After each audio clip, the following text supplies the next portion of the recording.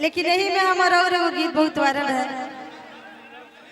भूख लागी तो खिया में पड़ पी जा राजा जी, भूख लागी तो खिया में पड़ पी जा राजा जी, कल करे से पहले सोच ला नतीजा राजा जी, प्यार करे से पहले सोच ला नतीजा राजा जी, प्यार करे से पहले सोच ला नतीजा राजा जी।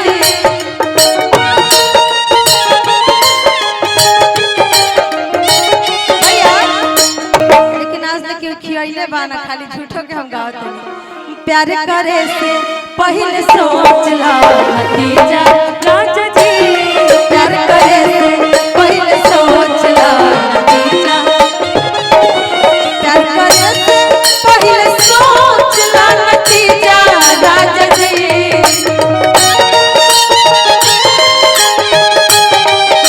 प्यार करे से पहले सोच ला नतीजा राजा जी, और बड़ी याद बोले पड़ जीजा राजा जी, और बड़ी याद बोले पड़ जीजा राजा जी।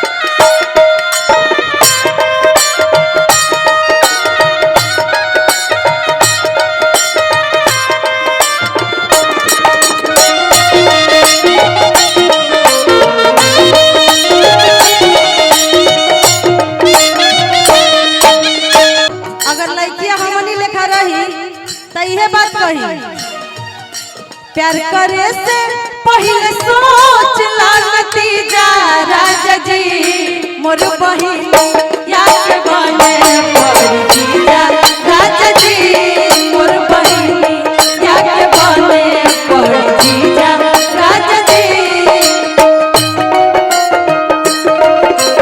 तुम हमसे दूर रहेंगे क्या करते थे साजना, तुम हमसे दूर रहे हम तो जुदाई में चुप चुप रोया करते, चुप चुप रोया करते।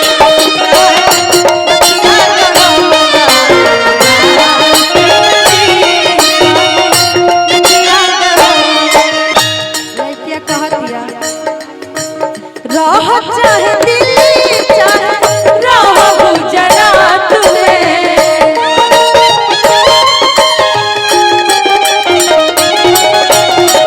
दिन भर रह बीजी बाकी बात करी रात में, रह चाहे दिल्ली चाहे रह गुजरात में, दिन भर रह बीजी बाकी बात करी रात में। अब पिज्जा वाला तो कह दे, एकर मेन लाइन बा, हमके चाची कही राउर भतीजा राजा जी,